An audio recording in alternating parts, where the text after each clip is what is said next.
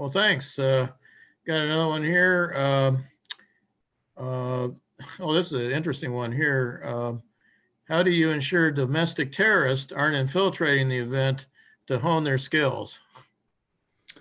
So it's interesting. I've been asked this before, and because that is a fairly common response to something like this, where it seems like we're kind of playing with fire, I guess, a little bit. In I mean, the real answer is you really can't evaluate somebody's long-term intentions. I mean, the same reason that we didn't know that guys signed up for the Army would potentially flip and go on a rampage at Fort Hood, right? Those types of things are sometimes unknowable. So what we do is, we request letters of recommendation from the professors. They have to be enrolled in college, and there's at least one level of check from a person of authority, in this case a professor, before we would admit them. Okay, thanks. Someone wants some examples of some of the challenges that you faced in the program. So I think that's kind of there's two ways to go with that. By challenges, there are like specific engineering challenges that the students work on the trucks, or there's challenges of organizing and bringing everybody together. Do you care to clarify which challenge you're talking about? Let's see, I'm waiting for the person to type in something here. While we're waiting, I think he's challenges the students face. Okay, so that's kind of what I figured. You wanted me to tell you the stuff that I'm not supposed to tell you. Because we do have the students sign NDAs. Everybody that does show up is bound by a non-disclosure agreement. So we don't talk about specific things that have taken place at the Cybertruck Challenge. But we do have public lectures, right? The 2 days before, where we go through some of the background material that's necessary. So the challenges they'll face there are things like, in the encryption lecture, they actually try to crack a password based off of a SHA value. And you can actually Google search a SHA sum, and it will, it may actually show up with what the original plain text is. And so there's a couple examples of where those SHAs exist. So somebody stores a password, right? The password is just that password. And what's the SHA value of password? Well, that's available on Google, right? So you can actually back reverse those supposedly secure password storage mechanisms just by Google searching. So that's an example of how some things get broken during the Cybertruck Challenge. Another question here: what type of feedback regarding the program have you received from OEMs? So that's a good question.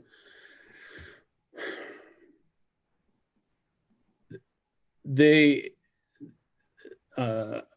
the word OEMs is quite broad, because, as you probably all know, there's not just one person that gives you feedback who works for an OEM. And so you have proponents and you have detractors on both sides.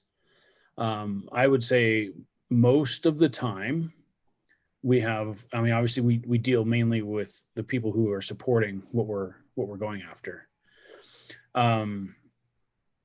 Some of the issues that we faced is, why should we participate in teaching people how to break our stuff, right? And so that's a reaction sometimes that we'll get. And then the reality of it is you need to know that so you know how to fix it and to prevent that attack from happening. The other part is whether or not they wanted to sponsor and actually, send engineers and people and money to the event for it to take place. And I think when they realize that they don't actually control the vehicles that show up there, that they recognize that oftentimes they do need to show up just because they're going to learn something, because their vehicles will be there regardless, right? So let's say an OE says, no, we're not going to, we're not going to participate, but a big fleet carrier, Old Dominion, for example, does. Well, Old Dominion is going to bring a tractor, and they buy a lot of Freightliners and Kenworths. So PACCAR and Daimler probably should show up so they can understand what's going to go on. Okay, thanks. I got an interesting one here. Are you tracking things such as plug and charge type of things? Example, a truck company that may be able to plug into a charger and the driver does not need to use a credit card. The charge situation automatically knows the truck is a UPS truck or an Amazon truck. So we haven't got that far yet. That is obviously something that's we're interested in, especially when it comes to those transactions where you're looking at things between electrics and grid systems. I don't know where we are as far as securing the ability to actually have charging systems on site. There's a pretty large infrastructure hurdle to do real heavy vehicle charging on site, right? We're power limited. So I don't know how interested the Cybertruck challenge is going to be for, passenger car chargers. I think that's better suited in the Cyber Auto challenge as opposed to Cybertruck. But out here in Colorado, I'm working with a company called Lightning Systems, or Lightning Electric E-Motors. And they do have some of these infrastructures and are acutely aware of the need for cybersecurity. So I do think that we're going to start seeing some of that level of support.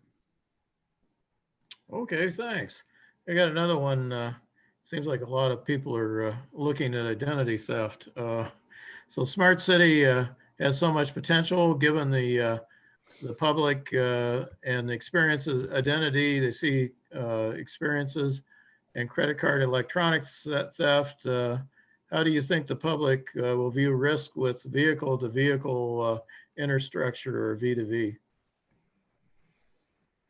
Oh, that's, another, it's a challenging, Another one, right? So I'm more of a technocrat than a policy guy. So public opinion is a challenge. I'm fairly confident that as long as there is not a public opinion, then we're going to be able to progress in our engineering efforts. And so what do I mean by that? If there's a public opinion, that's usually dictated through an event that gets reported on. And to make the news, usually something bad happens. So my preference is to not have anything that generates public opinion or have a question like that. Okay, that sounds good. How many students do you have some figures on how many students altogether? Yeah, I actually don't have my slide up, but let me. So let's see, first year we had about 20, 30. So we've probably had 100 students go through so far. Oh, okay. So the you think with the the COVID situation improves, you'll have your event this next year then in Michigan? I mean, I sure would like to. I think it's very delicate. Just these types of events right now are delicate because of COVID, and there's kind of a feeling of doom if we cancel 2 years in a row. Oh yeah. So I think we're going to do something and jump through whatever hoops we have to do. We'll figure out a lot more, I think, when we obviously get a little bit closer to the summer, but also just what the general availability in the state of Michigan looks like, right? Will we have a Detroit Auto Show? And if we do have that, then obviously we're going to go for it. But I know SAE World Congress has already been pushed to virtual this year. So Yeah. World Congress Experience, whatever they call it now. Yeah, another one kind of interesting here. What cyber risk are currently present in the trucking industry? There's probably the biggest one that people are worried about is ransomware. Oh, okay. Right. So that is more on the infrastructure side, or back end business operations side. Traditional IT type of cyber risks. What we're trying to do is really look at how some of those more traditional cybersecurity risks translate over to the rolling chassis itself. And so as we added more wireless interfaces, cellular connections, telematics, and so forth to the vehicle, we've opened up those attack surfaces like we'd never intended before. Are there some hijacking, of course with trucks, hijacking risks out there in this cyber world and trucks? Well, I'm gonna answer that with a question. Can you make money by hijacking? Definitely. Then there's a risk. Yeah. Right. So if there's financial motivation, then there's risk. Okay. Well, thanks, Dr. Daly. I hadn't had any other questions come in yet, but very good and informative. Oh, let's see. Somebody's got something on standards. Is the majority of your computation done to protect hardware, driver, and the public?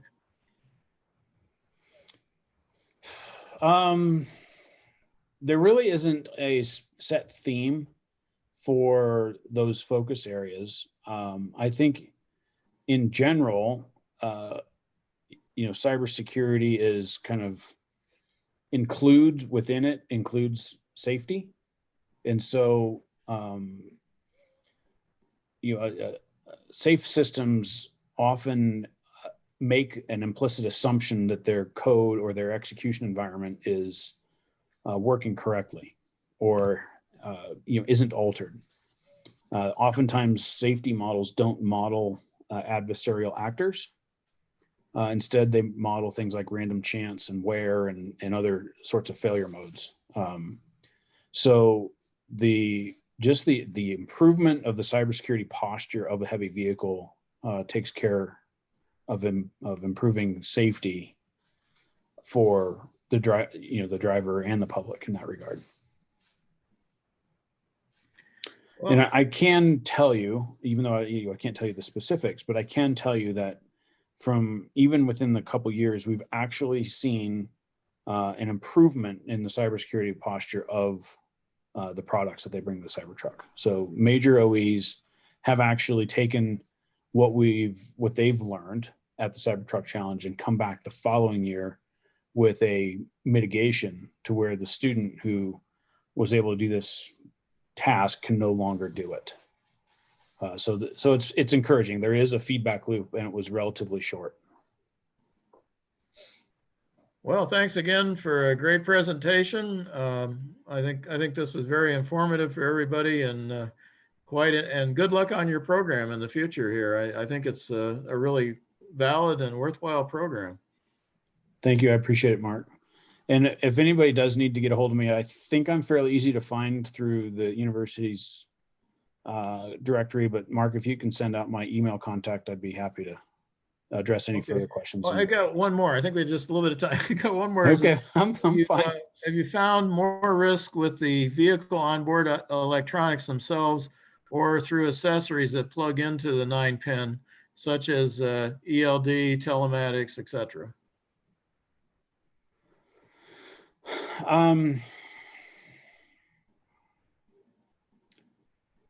I think so. So I'm going to answer that kind of.